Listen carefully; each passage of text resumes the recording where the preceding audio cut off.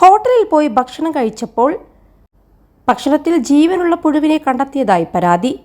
കട്ടപ്പനയിലെ മഹാരാജ ഹോട്ടലിൽ വിളമ്പിയ കപ്പ ബിരിയാണിയിൽ നിന്നാണ് ഇവിടെ ആഹാരം കഴിക്കാനെത്തിയ ദമ്പതികൾക്ക് പുഴുവിനെ കിട്ടിയത്. തുടർന്ന് ഇവർ നഗരസഭയിലെത്തി പരാതി നൽകി.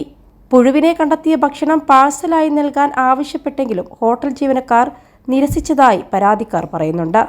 ഇന്നലെ രാത്രി 7 മണിയോടെയാണ് കാഞ്ചിയാർ സ്വദേശികളായ ദമ്പതികൾ ഹോട്ടലിലെത്തി കപ്പ ബിരിയാണി ഓർഡർ ചെയ്തത്. ആഹാരം കഴിക്കുന്നതിനിടെ ജീവനുള്ള പുഴുവിനെ കണ്ടെത്തിയതിനെ തുടർന്ന് വീഡിയോ എടുക്കാൻ ശ്രമിച്ചപ്പോൾ ജീവനക്കാരെത്തി തടയുകയും ഭക്ഷണം തിരികെ എടുത്തു കൊണ്ടുപോവുകയും ചെയ്തു. ഭക്ഷണം പാഴ്സലായി നൽകാൻ ആവശ്യപ്പെട്ടപ്പോൾ ജീവനക്കാർ വിസമ്മതിച്ചുവെന്നും സംഭവം ഒത്തുതീർപ്പാക്കാൻ ഉടമ ശ്രമിച്ചെന്നുമാണ് പരാതിയിൽ വ്യക്തമാക്കുന്നത്. ഇന്ന് രാവിലെയാണ് ദമ്പതികൾ രേഖാമൂലം നഗരസഭയിൽ പരാതി നൽകിയത്. പരാതിയുടെ അടിസ്ഥാനത്തിൽ നഗരസഭ ആരോഗ്യ വിഭാഗം ഹോട്ടലിൽ പരിശോധന നടത്തി. 21 ലക്ഷത്തോളം സന്തുഷ്ടരായ ഉപഭോക്താക്കളും 2 ലക്ഷത്തോളം തിമിര ശസ്ത്രക്രിയകളും പൂർത്തിയാക്കിയ മലബാറിലെ ഏക കണ്ണാശുപത്രി Al Salama high hospital, hospital road, Perinthalmanna.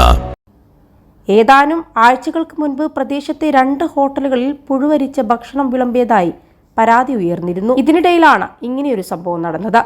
പലതവണ ഒത്തുതീർപ്പാക്കാൻ ശ്രമിച്ചെങ്കിലും ഇവർ നേരിട്ട് നഗരസഭയെ സമീപിക്കുകയായിരുന്നു. നഗരസഭ നടപടിയുമായി മുന്നോട്ടു പോകുമ്പോഴും നഗരത്തിനുള്ളിലെ ഹോട്ടലുകളിൽ ഇത്തരത്തിലുള്ള പ്രവണതകൾ തുടരുകയാണെന്ന ആരോപണവുമായി പ്രതിപക്ഷവും രംഗത്ത് വന്നു. ഭക്ഷ്യയോഗ്യമല്ലാത്ത ഭക്ഷണം വിളമ്പുന്ന ഹോട്ടലുകൾക്കെതിരെ കർശന നടപടി തന്നെ ഉണ്ടാകണമെന്ന് പ്രതിപക്ഷ കൗൺസിലർമാർ ആവശ്യപ്പെട്ടു.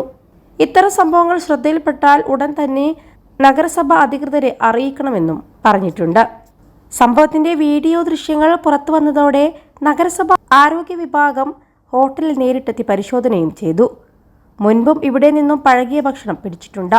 പഴകിയ ഭക്ഷണം കഴിച്ച് വിദ്യാർത്ഥികൾക്ക് ഭക്ഷ്യവിഷബാധ ഉണ്ടായതിനെ തുടർന്ന് കഴിഞ്ഞ ദിവസം ചെറുതോണിയിലെ ഭക്ഷണശാലയ്ക്കെതിരെ ജില്ലാ ഭരണകൂടം നടപടിയെടുത്തിരുന്നു. 2 ആഴ്ച മുൻപ് ചിക്കൻ കറിയിൽ നിന്നും പുഴുവിനെ കിട്ടിയതിനെ തുടർന്ന് കട്ടപ്പനയിലെ തന്നെ മറ്റൊരു ഹോട്ടൽ ആരോഗ്യ വിഭാഗം അടപ്പിച്ചിരുന്നു. ഈ സ്ഥിതി തുടരുന്നത് നഗരത്തിലെ ഹോട്ടലുകളിൽ നിന്ന് ഭക്ഷണം കഴിക്കുന്ന ആളുകൾക്ക് ഭക്ഷ്യവിഷബാധയേക്കാൻ കാരണമാകുന്നുണ്ട്. വൃത്തിഹീനമായ സാഹചര്യത്തിലും പഴകിയതുമായ ഭക്ഷണങ്ങൾ വിളമ്പിയ നിരവധി ഹോട്ടലുകൾക്കെതിരെ അടുത്തിടെ നഗരസഭ നടപടിയും സ്വീകരിച്ചിരുന്നു. എന്നാൽ നഗരസഭ നടപടിയുമായി മുന്നോട്ടു പോകുമ്പോഴും നഗരത്തിനുള്ളിലെ ഹോട്ടലുകളിൽ ഇത്തരത്തിലുള്ള പ്രവണതകൾ തുടരുകയാണെന്ന ആരോപണവുമായി പ്രതിപക്ഷവും രംഗത്ത് വന്നിട്ടുണ്ട്. അതുകൊണ്ട് തന്നെ ഇതിനൊരു നടപടി തന്നെ ഉണ്ടാകുമെന്നുള്ള പ്രതീക്ഷയിലാണ് ജനങ്ങളും. നഗരസഭയുടെ ആരോഗ്യ വിഭാഗത്തിൽ ജീവനക്കാരുടെ കുറവ് ഇത്തരത്തിൽ പരിശോധനാ പ്രതിസന്ധി സൃഷ്ടിക്കുന്നുണ്ട്. കൂടാതെ ഹോട്ടലുകളിൽ ഇത്തരത്തിൽ സംഭവങ്ങൾ ഉണ്ടാകുമ്പോൾ വെറും 2000 രൂപ മാത്രമാണ് പിഴ ഈടാക്കുന്നത്. ഇത്തരത്തിൽ ഭക്ഷ്യയോഗ്യമല്ലാത്ത ഭക്ഷണം വിളമ്പുന്ന ഹോട്ടലുകൾക്കെതിരെ കർശന നടപടി സ്വീകരിക്കേണ്ടത് അത്യന്താപേക്ഷിതമാണെന്നും പ്രതിപക്ഷ കൗൺസിലർമാർ പറയുന്നുണ്ട്.